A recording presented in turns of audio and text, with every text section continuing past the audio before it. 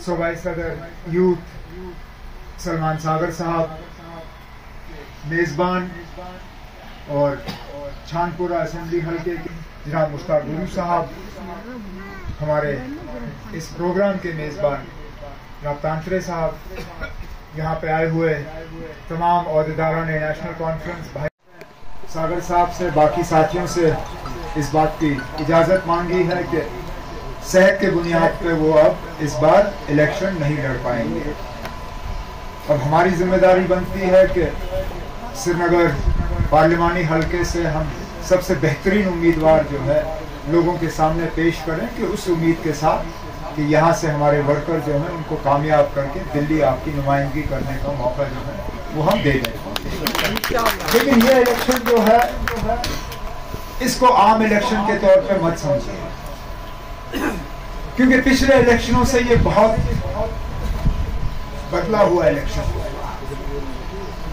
अगर हम श्रीनगर की बात करें तो लगातार 30 साल हमारे इलेक्शनों पर किसी न किसी तरह का असर हुआ है, जिसकी वजह से लोगों ने इलेक्शन में हिस्सा नहीं लिया।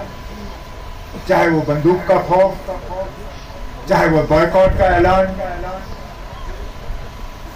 हमारी सियासत श्रीनगर में और छोटी हो गई थी।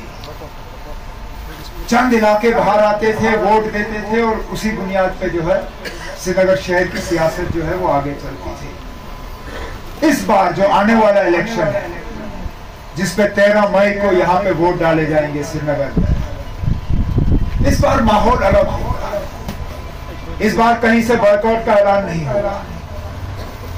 इस बार बंदूक का भी असर रसूख जो है बहुत कम देखने को मिलेगा। इस बार श्रीनगर के लोगों को तय करना होगा कि वाकई वो यहाँ की सियासत में हिस्सा लेना चाहते हैं या नहीं। उनको तय करना होगा कि वाकई वो अपनी आवाज बुलंद करना चाहते हैं या नहीं। उनको तय करना होगा कि वाकई वो अपना नुमाइंदा जो है चुनना चाहते हैं या नहीं। उनको तय करना होगा कि यहाँ जो 5 अगस्त 2019 के बाद जो हमारे साथ धोखा हुआ, जो हमारे साथ नाइंसाफी हुई, जो हमारी पहचान, हमारा वजूद, हमारी निशान, हमारा वकार, सारा कुछ हमसे छीना गया, जिस तरह हमें बेइज्जत किया गया, क्या उसके खिलाफ अपनी आवाज बुलंद करना चाहते हैं या नहीं, बिना खौफ। और इसमें नेशनल कॉन्फ्रेंस के वर्कर की आज ज्यादा जिम्मेदारी बनती है। घर घर जाके हमें वर्कर के लिहाज से वोटरों को तैयार करना होगा, क्योंकि हमारे वोटरों को आज बाहर निकलने की आदत नहीं रही।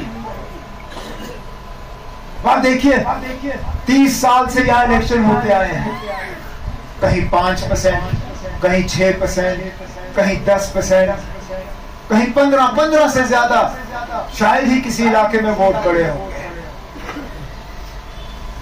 इस बार हमने पहले तो यह तय करना है कि श्रीनगर में पिछले रिकॉर्ड के मुताबिक कई गुना ज्यादा जो है इस बार वोटर जो है बाहर निकल के अपने हक का जो है इस्तेमाल करके यहाँ से अपना नुमाइंदा चुन के दिल्ली भेजेगा। क्यों? क्योंकि हमने एक पैगाम भेजना है। बेशक ये सेमीफाइनल है, फाइनल इंशाल्लाह अगस्त सितंबर में होगा। इस इलेक्शन में आप अपनी मौजूदा हुकूमत को नहीं चुनोगे। इस इलेक्शन में आप अपने एमएलए को नहीं चुनोगे। वो मौका उन्होंने पहले कहा हुआ है अगस्त सितंबर में आपको मिलेगा। लेकिन इस इलेक्शन की अहमियत इस बात से आपको देखने को मिलेगी कि आपको एक मौका मिलेगा दिल्ली को एक पैगाम भेजने का। वो पैगाम ये होगा 5 अगस्त 2019 का फैसला सही था या गलत था। हमारे खिलाफ आज सारी ताकतें एक साथ क्यों आ रही हैं? वो इसलिए कि नेशनल कॉन्फ्रेंस ने 5 अगस्त 2019 का फैसला तस्लीम नहीं किया। हम कहते हैं हमारे साथ गलत हुआ, हम कहते हैं हमारे साथ नाइंसाफी हुई, हम कहते हैं कि हमारे साथ धोखा हुआ, हमारे साथ जो वादे किए गए थे उन वादों को हमसे बिना पूछे, बिना हमसे इजाजत लिए उन्हें तोड़ दिया गया। हमारा अपना झंडा होता था, हमारा अपना आईन होता है, हमारी अपनी पहचान होती, उसको खोखला किया गया। लेकिन इस चीज को नेशनल कॉन्फ्रेंस ने तस्लीम नहीं किया। हम बार बार इसके खिलाफ अपनी आवाज जो है वो बुलंद करते रहे और मरकज को ये बात पसंद नहीं, इसलिए सबको एक जगह लाया हुआ है नेशनल कॉन्फ्रेंस को निशाना बनाने के लिए। अजीब अजीब नए पॉलिटिकल ये सियासी फॉर्मूला जो है वो इख्तियार किए जा रहे हैं। अगर शुमाली कश्मीर देखें तो वहां पे इनको जबरदस्ती जोर जबरदस्ती एक स्टेज पे लाने का काम। अगर हम या साउथ कश्मीर देखें, अनंतनाग पार्लिमानी हल्का, पहले तो पार्लियामेंट हल्के का नक्शा ही बदल दिया, रजौरी पुंछ को वहां से काट के अनंतनाग के साथ लाया। चलिए, श्रीनगर पार्लिमानी हल्के का नक्शा भी आज इतना अजीब किया हुआ कि पता ही नहीं चलता, और निशाना नेशनल कॉन्फ्रेंस। श्रीनगर में भी इनकी यही हरकतें होंगी, इनकी यही कोशिश होगी कि किसी तरह नेशनल कॉन्फ्रेंस को वो कमजोर करें। इनके ये जो हरबे हैं, झंडे उठाना, इजाजत ना देना, मेरे साथियों को घर से ना निकलने की इजाजत, सिर्फ और सिर्फ इस चीज के लिए कि कहीं हमारी आवाज जो है वो कमजोर हो जाए। क्योंकि हम इस इलेक्शन में सिर्फ एक सवाल कर रहे हैं, बिजली की मुसीबत, रोजगार की मुसीबत, बाकी परेशानियां, इन सब चीजों की बात जो है हम अगस्त सितंबर में करेंगे, क्योंकि परेशानियों की कमी नहीं है। जितने भी यहाँ लोगों के साथ 5 अगस्त 2019 के बाद वादे हुए, वो सारे वादे अधूरे हैं। यहाँ के नौजवानों को कहा गया था कि आपके रोजगार में अगर रुकावट है तो नेशनल कॉन्फ्रेंस वाले हैं और 370 है। मरकज ने यह कहा कि 370 हटते ही यहाँ के नौजवान जो है उनके हाथों में रोजगार के ऑर्डर होंगे। कहाँ है वो रोजगार के ऑर्डर? उल्टा जहां जहां इन्होंने लिस्टें निकाली, लिस्टों में धांधली हुई और वो लिस्ट ये रद्द किए गए। Who will contest from Srinagar? Who will contest from Baramulla? These are decisions that the party parliamentary board will take on the directions of the party president. You leave it to us. Whoever we feel is the most appropriate candidate for these two constituencies will be fielded on behalf of the National Conference, and we hope and expect that our candidates will receive widespread support from the voters in all the constituencies. Sir, Ms. Mufti has said that she feels disappointed and her workers feel dismay after the remarks made by Omar Abdullah about her party. What is your take? I have not made any remarks about her party, and therefore I have nothing to say on this. अमर साहब, महबूब उसने कहा है कि वो पांचों सीटें जो हैं उन पे अपने कैंडिडेट्स खड़ा करेंगे। अभी थोड़ी देर पहले प्रेस कॉन्फ्रेंस हुई है उनकी पार्टी हेडक्वार्टर पे, क्या कहना चाहेंगे? मैं कुछ नहीं कहूँगा ना, मैं क्या कह सकता हूँ इसमें। अगर 5 की 5 सीटों पे उन्होंने अपने कैंडिडेट उतारने का ऐलान किया है तो उनकी मर्जी है, मैं कैसे रोक सकता हूँ उनको। लेकिन अब कश्मीर की 3 सीटों पे हमने उन्हीं के फॉर्मूला के बुनियाद पे कैंडिडेट्स का ऐलान किया। आपको याद होगा जब डीडीसी के इलेक्शन हुए, डीडीसी के इलेक्शनों में हमने पहले उनसे कहा था कि 2019 के पार्लियामेंट इलेक्शन के नतीजे जो हैं उसके बुनियाद पे कैंडिडेट्स का फैसला होना चाहिए।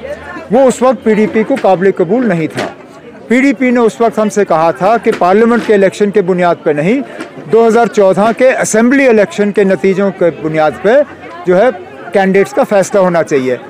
फैसला ये हुआ था कि जो जहाँ से जीता वहीं से उनके कैंडिडेट जो हैं उठाए जाएंगे और हम उस पर कायम रहे।